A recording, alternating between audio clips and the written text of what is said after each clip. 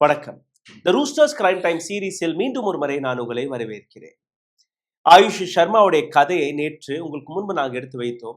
24 வயதான ஒரு லா ஸ்டூடெண்ட் எப்படி 7 லட்சம் ரூபாய் கூலிப்படைக்கு கொடுத்த தன்னுடைய தாயாரையே கொண்டிருக்கிறார். காரணம் என்ன? ஒரு அல்ப அரசு வேலைக்காக, ஒரு அல்ப பணத்திற்கு ஆசைப்பட்டு இந்த கொலையை இந்த பெண்மணி செய்தார். இன்னும் பல நபர்களுக்கு இதை ஜீர்ணிக்க கூட முடியவில்லை. எப்படி ஒரு மகள் தன்னுடைய தாயை கொன்றும். ஆனால் இந்த கதையை நாங்க போட்டு 24 மணி நேரம் கூட ஆகவில்லை. இந்த வழக்கு வெளிவந்து 48 மணி நேரம் கூட ஆகவில்லை. இதற்கான அடுத்த திருப்பம் வந்துவிட்டது. அதாவது பார்ட் 2. ஆயுஷ் சர்மா தன்னுடைய தாயை மற்றும் கொல்லவில்லை. ஒரு வருடத்துக்கு முன்பு தன்னுடைய தகப்பனாரையும் இதே போன்ற சதிவேலையை சதித்திட்டத்தை போட்டு தன்னுடைய தகப்பனாரையும் கொண்டிருக்கிறார் என்கிற அந்த கதை. நடந்தது என்ன? அனைத்தையுமே உங்களுக்கு முன்பு நான் எடுத்து வைக்க போகிறேன். அதனால் அதற்கு முன்பு இந்த படத்தை பாருங்கள். இந்த படத்தில் இருக்கக்கூடிய அனைத்து நபர்களுமே கைது செய்யப்பட்ட கிரிமினல்ஸ்கள். இதில் ஆயுஷை நீங்க பார்க்கிறீர்கள், மோகன் ஸ்வரூப்பை நீங்க பார்க்கிறீர்கள், ஆயுஷோடைய பெரியப்பா பல்ராம். இந்த நபரை இன்னும் பிடிக்க முடியவில்லை. ஆயுஷோடைய பெரியப்பா மகன் மோஹித் சர்மா, ஆகாஷ் சர்மா, அரவிந்த் சர்மா, ஹேமந்த் சர்மா, கூலிப்படை. ரோஹித் ஜாட்டவ் இவன் தான் அந்த காரை ஓட்டி சென்று ஆயுஷோடைய அம்மா மீது ஏற்றி கொலை செய்த நபர். இப்ப நீங்க படத்துல பார்க்கக்கூடிய 7 நபர்கள் கைது செய்து விட்டார்கள். 8வது பல்ராமை இன்னும் கைது செய்ய முடியவில்லை, தேடிக்கொண்டிருக்கிறார்கள். இந்த பெண்ணுடைய கதையை இதற்கு மேல் நீங்க கேளுங்கள். 24 வயதான ஆயுஷி சர்மா ஜெயப்பூர்ல வசிக்கக்கூடிய ஒரு பணக்கார கோடீஸ்வரர் குடும்பத்திலிருந்து வரக்கூடிய இந்த பெண் LLB பட்டப்படிப்பு படித்துக் கொண்டிருக்கும் போது இந்த பெண் தன்னுடைய தாயாரின் கொலை குற்றத்திற்கு இன்னைக்கு சிறையில் இருக்கிறார். நடந்தது என்ன? அனைத்துமே நீங்க கேளுங்கள். இந்த விசாரணையும் போது வெளிவந்த அடுத்த தகவல் நீங்க கேட்டீர்கள். தாயை மட்டுமல்ல, இதே வேலைக்கு ஆசைப்பட்டு, இதே சொத்துக்கு ஆசைப்பட்டு ஒரு வருடத்துக்கு முன் தன்னுடைய தகப்பனாரையும் போட்டு தந்த பெண்மணி இந்த பெண்மணி தான். ஒரு கொலைகார மகளின் கதையை இதற்கு மேல் ஆழமாக கேளுங்க. ஒரு சில சாதாரணமான விஷயங்கள், லைக், ஷேர், சப்ஸ்கிரைப் பண்ணி மறக்காதீர்கள். உங்கள் கேள்விகளை, கருத்துக்களை கீழே கமெண்ட் பாக்ஸில் பதிவிடுங்கள். இதை தாண்டி பொருளாதார ரீதியாகவும் எங்களை முடக்கக்கூடிய வேலை பார்த்து வருகிறார்கள். அதிலிருந்து மீட்டெடுப்பதற்காக அருகில் இருக்கக்கூடிய QR கோடை பயன்படுத்தி உங்களால் முடிந்தது நீங்க தெரிவிக்கலாம்.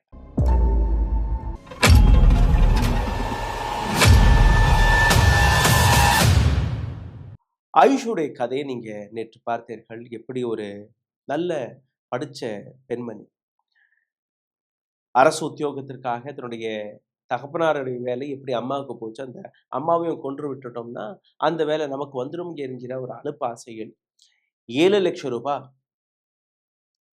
கூலிப்படைக்கு கொடுத்து தன்னுடைய அம்மாவையே போட்டு தன்ற இந்த காட்சி. இந்த கதைக்குள் உங்களை இன்னும் ஆழமாக பிடிச்சிருக்கும் முன்பு இந்த நபரை நீங்க பார்க்க வேண்டும். இவரை நீங்க புரிந்து கொள்ள வேண்டும். இவருடைய பேர் ராகேஷ் சர்மா, ஆயுஷுடைய தாய்மா. நீரஜ் சர்மா கொலை செய்யப்பட்ட அந்த பெண்ணுடைய அண்ணன். ஜூலை 3ஆம் தேதி ஆயுஷ் இந்த கொலையை செய்த பின்பு இவருடைய கம்ப்ளைண்ட்டுக்கு பின்புதான் இந்த ஒட்டுமொத்த கொலை வழக்குமே எக்ஸ்போஸ் ஆகியிருக்கிறது. இவர் என்ன பேசுகிறார் அதை நீங்க முதலில் கேட்டு इन्वेस्टिगेशन करे तो निश्चित रूप से ये बात सामने आएगी कि मेरे जीजाजी की मृत्यु में भी इन आयुषी और बलराम का 100% हाथ होगा. ஆயுஷுடைய தாய்மாமனை நீங்க நம்பினீர்கள்னா, என்னுடைய தங்கையை மட்டும் இவர்கள் கொல்லவில்லை, என்னுடைய அக்கா கணவரையும் இவர்கள் இப்படித்தான் கொண்டிருக்கிறார்கள். இதில் மிக முக்கியமாக ஈடுபட்ட 2 பேர் பல்ராம் மற்றும் ஆயுஷி. ஆயுஷி ஜெயப்பூர் ஸ்டோரியை இதற்கு மேல் நீங்க கேளுங்கள். நீரஜ் சர்மா ஒரு LDC lower division clerk, Lucknow ஹைகோர்ட்டில் பணிபுரியக்கூடிய இந்த பெண்மணி. இந்த பெண்ணை ஜூலை 3ஆம் தேதி ஒரு ஸ்கார்பியோ கார் ஆக்சிடென்ட்ல அடிச்சது. CCTV ஃபுட்டேஜ்களை பார்ப்பதற்கு முன்பு வரை இது ஒரு ஆக்சிடென்ட் தான் என்றே நம்பி வந்திருக்கிறார்கள். அந்த காருடைய காட்சியை நீங்க பார்க்கிறீர்கள். இந்த கார் தான், இந்த வாகனம் தான் நீரஜ் சர்மாவை ஆக்சிடென்ட் வழியாக கொலை செய்த அந்த கார். இந்த கதை 2024ஆம் ஆண்டிலிருந்து தொடங்கிக்கிறது. ஒரு நாள் திடீர் என்று ஆயுஷோடைய அப்பா விஜய் சர்மா திடீர் என்று அவருக்கு பிரெயின் ஹேமரேஜ் ஆகுது.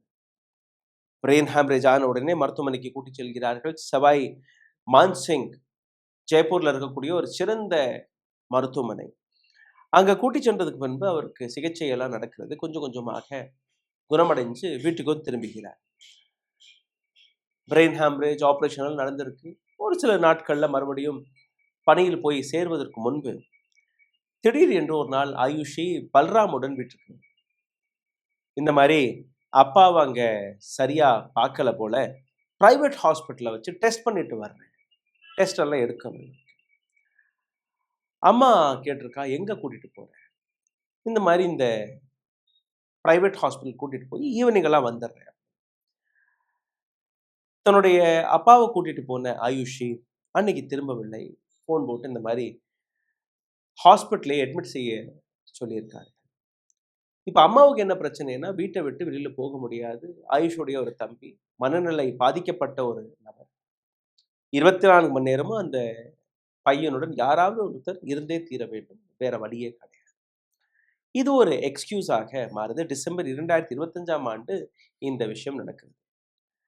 சரி, நீங்க பார்த்துட்டு வாங்க. அடுத்த நாள் மறுபடியும் அம்மா ஃபோன். டாக்டர் இன்னும் ஒரு 2-3 நாள்ல டிஸ்சார்ஜ் பண்ணிடுவாங்கன்னு சொல்றாங்க. சரி, மறுபடியும் ஃபோன் பண்ணுது. அப்பா எப்படி இருக்காரு? அப்பா கொஞ்சம் பரவாயில்ல, அப்படி இப்படின்னு இழுத்தடிச்சு ஒரு 15 நாள் ஆகும். இப்ப அம்மா கடுமையா கேக்குது, எங்க தான் இருக்கிறாரு உங்க அப்பா? நீ ஏம்மா, நான் பாத்துக்கிறேன், நீ தம்பியை மட்டும் பாத்துக்க, நீங்க எல்லாம் வந்தேன்னா கஷ்டமா இருக்கும், நான் பார்த்து கூட்டிட்டு வர்றேன். இப்போ அட்மிட் ஆயிருக்காரு, போன்ல பேச விடல, எதுவுமே இல்லை. ரொம்ப ப்ரெஷர் போட்டு பார்க்கும்போது நிம்ஸ் ஹாஸ்பிட்டல் டெல்லி ரோட்ல இது இருக்கு, அதுல தான் அப்பா வச்சிருக்கேன். சரி, மறுபடியும் ஒரு 10 நாள் போகுது. அப்படி இப்படின்னு போய் 3 மாதங்கள் முடிச்சு. அப்படி இப்படின்னு செஞ்சு ஒரு 3 மாதங்களை இழுத்தடிச்சு. இப்போ ஒரு நாள் ஆயுஷோடைய அம்மா நீரஜ், எனக்கு என்னுடைய கணவரை பார்த்தே தீர்வு, எங்க இருக்க, அந்த அட்ரஸ் சொல்லு. ஏன்னா இவங்க அங்க நிம்ஸ்கெல்லாம் போய் பார்த்துருக்காங்க, அங்க அவரை காணவில்லை. எங்க இருக்காரு எனக்கு தெரியணும். ரொம்ப அழுத்தி பிடிக்கும் போது, இந்த மாதிரி அந்த ஹாஸ்பிட்டல் இல்ல, இப்ப இன்னொரு ஹாஸ்பிட்டலுக்கு நாங்க மாத்திட்டோம், இந்த ஹாஸ்பிட்டல்ல ஐசியூல அவர் இருக்காரு. சரி, அட்ரஸ் கொடு. அட்ரஸை வாங்கின உடனே அண்ணனுக்கு ஃபோன் பண்ணியிருக்கு நீரஜ். அண்ணா, இந்த மாதிரி இப்பதான் அந்த பொண்ணு இந்த மருத்துவமனையில இருக்கிறதா சொல்றாங்க, வீட்டுக்கும் வரல, அவருடைய முகத்தையும் காட்டல, நான் போயே ஆகணும் பாணி. அப்படியே ஒரு சொந்தக்காரர்களுக்கு ஃபோன் பண்ணி இந்த வீட்டில் மனநோயாளியா இருக்கக்கூடிய இந்த பையனை பார்க்கறதுக்கு வீட்டில் வச்சுட்டு ராகேஷ் மற்றும் நீரஜ் 2 பேருமே அங்கே ஓடுறாங்க ஹாஸ்பிட்டல். அங்கே ஆயுஷியை பார்க்க முடியல, ஆயுஷ் எங்கேயோ வெளியில போயிருச்சு போல. டாக்டர்கிட்ட போய் கேட்கும்போது டாக்டர் கொடுத்த பதில் 90% 2 லங்ஸ்லயுமே தண்ணி இறங்கி இருக்கு, ஹார்ட் ரொம்ப வீக்கா இருக்கு, இவர் பிழைப்பாரா என்றே எனக்கு தெரியவில்லை. ஏன்னா இப்பதான் உங்களுடைய மக ஒரு சில நாட்களுக்கு முன்னாடி தான் இங்க கொண்டு வந்து சேர்த்திருக்கு, இதுக்கு முன்னாடி அவர் எங்க இருந்தாருன்னு எங்களுக்கு தெரியல. கொஞ்ச நேரத்திலேயே ஆயுஷி வர்றா. கேள்வி கேட்கறதுக்கு முன்னாடியே இந்த மாதிரி டாக்டர்ஸ் இதுக்கு மேல முடியாதுன்னு சொல்லிட்டாங்க, வீட்டுக்கு கூட்டிட்டு போக சொல்லிட்டாங்க, வீட்டுக்கு கூட்டிட்டு போயிட கடைசி மூச்சு அவர் வீட்டில் விட்டுட்டோம். ரொம்ப ஒரு இமோஷனலான ஒரு தருணம் அது. வீட்டுக்கு கூட்டிட்டு போயிடுறாங்க. கூட்டிட்டு போன உடனேயே ஒரு சில மணி நேரத்துல அவர் உயிரை விட்டுறார். தேதி 21ஆம் தேதி ஏப்ரல் மாதம் 2025ஆம் போன வருடம் நடந்தது. உயிர் விட்ட உடனே ஆயுஷி, இங்க அடக்கம் பண்ண வேண்டாம், நம்ம ஊருக்கு கூட்டிட்டு போயிடுவோம், அங்க போய் அடக்கம் பண்ண. அந்த பொண்ணு பேசுறதெல்லாம் இவங்க நம்பி இருக்காங்க. ஊருக்கு கூட்டிட்டு போய் அங்க அடக்கம் பண்ண நடந்துருச்சு. ஆனா அவரோட மாமாவுக்கு ஒரு சந்தேகம். ஏன்னா இந்த பொண்ணுடைய பாவனை ரொம்பவே வித்தியாசமாக. அப்பா இறந்து ஒரு 2-3 நாள் கழிச்சு திடீர்னு ஆயுஷி வந்து இந்த மாதிரி இங்க ராஜஸ்தான் ஹைகோர்ட்ல ஒரு போஸ்டிங் இருக்கு. இவங்க அப்பா வேலை பார்த்தது லக்னோ ஹைகோர்ட். இங்க ராஜஸ்தான் ஹைகோர்ட்ல ஒரு போஸ்டிங் இருக்கு, அப்பாவுடைய இடத்து அந்த வேலை எனக்கு இங்க கிடைக்கும். ஃபார்மெல்லாம் நிரப்பிடுறேன். இந்த வேலைக்கு நான் போறேன். இவங்களுக்கு ஒண்ணுமே புரியல. அம்மா சரி போ. அப்பாவோட வேலை தானே உனக்கு கிடைச்சா என்ன? நீ நல்லா பார்த்துப்ப. மறுபடியும் அங்க மாமா குறுக்க வந்து ஏன்னா தங்கச்சியுடைய வயது வெறும் 46 தான். இன்னும் வாழ்க்கை எங்கேயோ கிடக்கு. சின்ன குழந்தை மனநோயாளியா இருக்கிறான். நாளைக்கு ஆயுஷி கல்யாணம் கட்டிட்டு போயிரும். உங்கள பார்க்கலைன்னா எங்க நீங்க போவீங்க? என்ன பண்ணுவீங்க? ஸோ இந்த வேலைக்கு நீ போம்மா. ஆயுஷ் நல்லா படிச்சுட்டு இருக்கு. எல்எல்பி படிச்சுட்டு இருக்கு. நாளைக்கு வக்கீல் ஆயிரும். நாளைக்கு ஜட்ஜா போய் உட்காரு. அதுக்கு வேலை கிடைச்சிரும். நீ இந்த வேலைய எடுத்துக்கோன்னு புரிய வச்சிருக்காரு. தன்னுடைய அண்ணனுடைய பேச்ச கேட்டுட்டு ராஜஸ்தான் ஹைகோர்ட்ல இதே எல்டிசி வேலைக்கு நீரஜ் சர்மா அப்ளை பண்ணார். அரசு உத்தியோகம் எல்லாம் நீங்க பார்த்திருக்க நெருக்கமாக இருக்கக்கூடிய அந்த சொந்தக்காரர்கள் மனைவி மகளை பார்க்கும்போது மனைவிக்கு தான் அந்த வேலை போய் சேரும். அதன்படி நீரஜிற்கு அந்த வேலை கிடைச்சிருச்சு. நீரஜுக்கு அந்த வேலை கிடைச்ச உடனே அம்மாவுக்கு அந்த வேலை கிடைச்ச உடனே இந்த ஆயுஷிங்கிற பெண்மணி சண்டை போடுது அப்பா கிட்ட அம்மா கிட்ட. எப்படி என்னுடைய அதிகாரத்தை என்னோட உரிமை நீ பறிச்சுட்ட? நான் அந்த வேலையில போய் சேர்ந்திருப்பேனே நீ போய் அந்த வேலையில அப்பவும் புரிய வச்சிருக்கு. இல்லம்மா நானும் வேலை பார்க்குறேன். நீயும் உனக்கும் ஒரு வேலை கிடைக்கும். 2 பேரும் நல்லா சம்பாதிக்கலாம். நாளைக்கு உனக்கு கல்யாணம் ஆகும். இல்ல எவ்வளோ நீ படிக்கணுமா? எங்க நீ போகணுமா? எல்லாமே நான் பார்த்துக்கிறேன். புரிய வச்சாலும் அந்த பெண்ணுக்கு புரியல. அப்போ இந்த பொண்ணு என்ன சொல்லியிருக்குன்னா, சரி அப்போ சொத்தெல்லாம் என் பேருக்கு எழுதி கொடு. ஜெயப்பூர்ல 2 வீடு இருக்கு. அங்க ஒரு தோட்டம் இருக்கு. இது எல்லாம் எனக்கு என் பேர்ல எழுதி கொடு. நீ வேணா இந்த வீட்ல இருந்துக்க. ஆனா பேர் என் பேர்ல இருக்கும்.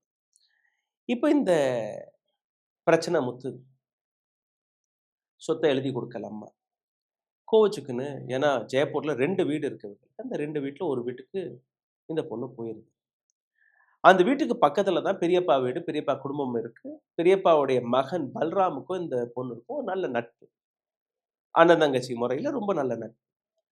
அண்ணன்ட்ட போய் தன்னுடைய பிரச்சனைகளை எடுத்து வைக்கும். இந்த மாதிரினா எங்க அம்மா என்னுடைய வேலையும் பறிச்சிருச்சு. இப்ப சொத்தையும் கொடுக்க மாட்டேங்குது. இந்த வீட்ல வந்து நான் இருக்கிறேன். சரி என்னதான் பண்ணணும்னா என் அம்மாவ போட்டு தள்ளிட்டா இந்த சொத்து நமக்கு வந்துரும். சொத்தோடைய வேல்யூ 14 கோடி ரூபாய். இந்த வேலை எனக்கு கிடைச்சிடும். சரி அப்ப எனக்கு என்ன கிடைக்கும்? உனக்காக நான் கொலை செய்ய வர்றேன். பட் எனக்கு என்ன கிடைக்கும்? அப்படின்னா மெயின் ஹைவேல ஒரு 5 பீகா நிலம் இருக்கு. அந்த 5 பீகா நிலத்த நான் உனக்கு எழுதி கொடுத்தேன். எனக்கு இந்த வீடு போதும். 2 வீடு என் பேர்ல இருக்கட்டும். மற்ற சின்ன சின்ன ப்ராப்பர்ட்டீஸ் என் பேர்ல இருக்கட்டும். இந்த வேலை எனக்கு கிடைச்சது இது போதும். இப்போ பல்ராம் தன்னுடைய அப்பாவோட போய் பேசி ஒரு டீம் அமைச்சு 1 வருஷமாக இந்த வேலைக்கு இவங்க இறங்குறாங்க. அதாவது எப்படி விஜய் சர்மாவை கொண்டோமோ, அதே மாரி இந்த மனைவியும் கொண்டுட்டோம்னா, வேற யாரும் இல்ல. கேட்க நாதி இல்ல. தம்பி மனநோயாளி. வந்து சொத்துலலாம் பங்கு கேட்க மாட்டான். பார்த்துக்கலாம். அவனும் எத்தன வருஷம் உயிர் வாழ போறான்னு நமக்கு தெரியாது. இருக்கிறது இந்த பொண்ணு மட்டும் தான். சரி. இப்ப இந்த எல்லா விஷயமும் நடக்கும்போது, விசாரணை அடுத்த கட்டத்துக்கு போகுது. எப்படி நீ உங்க அப்பாவ கொன்ன? இதே ஆயுஷோடைய மாமா அடுத்த இன்வெஸ்டிகேஷன்ல இறங்குறாரு. போலீஸ்ட்டலாம் போய் பேசி, அந்த மருத்துவமனைக்கு போறார்கள். இந்த மருத்துவமனையில ஆயுஷுடைய அப்பா கடைசியாக அட்மிட் செய்யப்பட்டார். அப்போ அங்க இருக்கக்கூடிய டாக்டர்ஸ் கொடுத்த இன்னொரு ஷாக். இதற்கு முன்னாடி அவர் வீட்ல இருந்ததாக, வீட்ல முடியாம போனதாக தான் இந்த 2 பேருமே வந்து சேர்த்தார்களே ஒழிய, இன்னொரு மருத்துவமனையில் இருந்ததாக கூறவே இல்லை. இதற்கு முன்னாடி அவருக்கு என்ன ட்ரீட்மெண்ட் நடக்கிறது என்று கூட யாருக்குமே தெரியாது. திடீரென்று வந்தார்கள். வரும்போதே உடல்நிலை மிக மோசமாக இருந்தது. நாங்க எழுதி கொடுக்கக்கூடிய மருந்து மாத்திரைகளை இவர்கள் வாங்கி கொடுத்தாங்க. நாங்க என்னெல்லாம் இவர்களை செய்ய சொன்னோமோ, எதுவுமே இவர்கள் செய்யவில்லை. அப்பவே எங்களுக்கு சந்தேகமா இருந்துச்சு. ஆனா, ஏதோ ஏழைகள், பணம் இல்லாம இருப்பாங்க, கஷ்டமா இருக்கும் அப்படின்னு நாங்க நினைச்சு விட்டுட்டோமே ஒழிய, இந்த சதி வேலை எங்களுக்கு தெரியல. இப்ப இந்த விஷயம் தெரிஞ்ச உடனே, போலீசார்கள் தன்னுடைய விசாரணையை இன்னும் கடுமையாக்கி இருக்கிறார்கள் கேட்கும்போது. ஆமா, அப்பாவுடைய வேலை எனக்கு வேணும்னு அன்னைக்கு நான் முடிவு பண்ணேன். அதனால அவரு அந்த பிரெயின் ஹேமரேஜ்ல போயிருவாருன்னு பார்த்து தப்பிச்சுட்டு வந்துட்டாரு. அப்போ நானும் பல்ராமும் ஒரு பிளான் போட்டோம். இவர கூட்டிட்டு போகலாம். மருந்து மாத்திரையெல்லாம் 3 மாசம் நாங்க கொடுக்காம வச்சிருந்தோம். கொஞ்சம் கொஞ்சமா அவரோட உடல்நிலை மோசமாக ஆரம்பிச்சுச்சு. இப்படியே வீட்டுக்கு தூக்கிட்டு போயிடலாம்னு பார்த்தோம். ஆனா அப்பதான் எங்க அம்மா பிரச்சனை மேல பிரச்சனை பண்ணிட்டு இருந்து, எங்க கணவர் எங்கன்னு கேட்கும்போது, சரி ஏதோ ஒரு மருத்துவமனையில அட்மிட் பண்ணாதான் விடும்னு நாங்க நம்பும்போது தான் இந்த பிரைவேட் ஹாஸ்பிட்டல்ல தூக்கியாந்து போட்டோம். ஆனா நாங்க நினைச்சது நடந்துருச்சு. வீட்டுக்கு கூட்டிட்டு போய் 4, 5 மணி நேரத்திலேயே இவர் போயிட்டார். சந்தோஷமா இருந்தேன். எனக்கு எங்க அப்பாவுடைய அரசு உத்தியோகம் கிடைச்சிருந்தது. ஆனா எங்க அம்மா குறுக்க பாஞ்சிருச்சு. அந்த வேலை அங்க அம்மாவுக்கு போயிடுச்சு. சரி வேலை தான் போச்சே, எனக்கு சொத்தாவது எனக்கு வந்துரும்னு நினைச்சேன். சொத்தையும் எங்க அம்மா எழுதி கொடுத்தாங்க. எங்க அம்மா தான் என்னுடைய எல்லா பிரச்சனையுமே பணத்த காரணம் என்று நம்பி எங்க அம்மாவ போட்டு. அப்ப போலீசார்கள் கேட்கிறார்கள், சரி உனக்கு ஒரு தம்பியும் இருக்கான் இல்லையா? அப்ப தம்பியும் கொல்றதுக்கு பிளான் பண்ணியா? இல்ல. தம்பி மேல எனக்கு ரொம்ப பாசம். ஆனா தம்பியும் இதற்கான ஒரு காரணம். தம்பி மனநோயாளியாக இருக்கக்கூடிய காரணத்தினால, எங்க அம்மா என்னை எப்பவுமே பார்த்துக்கினது இல்ல. எப்ப பார்த்தாலும் தம்பி, தம்பி, தம்பி, தம்பிக்கு இது, தம்பிக்கு அது. தொட்டதுக்கெல்லாம் தம்பி, தம்பின்னு சொல்லும்போது, என்னுடைய அம்மா மேல எனக்கு வெறுப்பு அதிகரிச்சுக்கினே போச்சு. அப்பாவும் அப்படிதான். தொட்டதுக்கெல்லாம் தம்பி, தம்பின்னே இருப்பாங்க. என்னை யாருமே கவனிக்கல. அதனால் எனக்கு சொத்து இருந்தா போதும், பணம் இருந்தா போதும், வேலை இருந்தா போதும். இதெல்லாம் எனக்கு வேண்டாம்னு முடிவெடுத்தேன். தம்பியெல்லாம் கொல்ல பிளான்லாம் போடல. ஆனா இந்த 2 நபர்களுமே எனக்கு வேண்டாம். இந்த பெண் இதெல்லாம் பேசும்போது அந்த முகத்துல ஒரு துளி கூட கவலையோ, இல்ல ஒரு கிரைமை செய்துட்டோமோ என்கிற அந்த குற்ற உணர்வு வரவில்லை. அப்படியே குத்துக்கல்லு போன்று அந்த பெண் கொடுத்த பதில் ஒட்டுமொத்த போலீசார்களை வியக்க வைத்திருக்கிறது. ரிலேஷன்ஷிப், ஒரு மகள் தன்னுடைய தாயை, தன்னுடைய தந்தையை 2 பேருமே கொன்றதற்கான காரணம் சொத்து, வேலை, பணம். சிந்தித்து பாருங்க. நன்றி, வணக்கம். ஊடகம், கார்ப்பரேட், அரசியல்வாதிகளின் கைப்பாவையாக, அடிமைகளாக இருந்தது போதும். இனி சாட்டை எடுத்து சுழற்றும் நேரம் வந்துவிட்டது. ஊடகம் பொதுமக்களாகிய உங்களுக்காக, உங்களாலேயே இயக்கப்பட வேண்டும். ஊடக சுதந்திரத்திற்காக உங்களின் பங்களிப்பை இன்றே அளித்திடுங்கள். ஓ, அப்ப அந்த மிஸ்டர் அண்ட் மிஸ்ஸஸ் பெர்ஃபெக்ட் உண்மையிலேயே வர்த்து. நரம்பு தளர்ச்சியிலிருந்து விடுபட்டு உடம்பு ஒரு புது வீரியம் பெற மா நேச்சுரல்ஸோட மிஸ்டர் பர்ஃபெக்ட்டை யூஸ் பண்ணுங்க.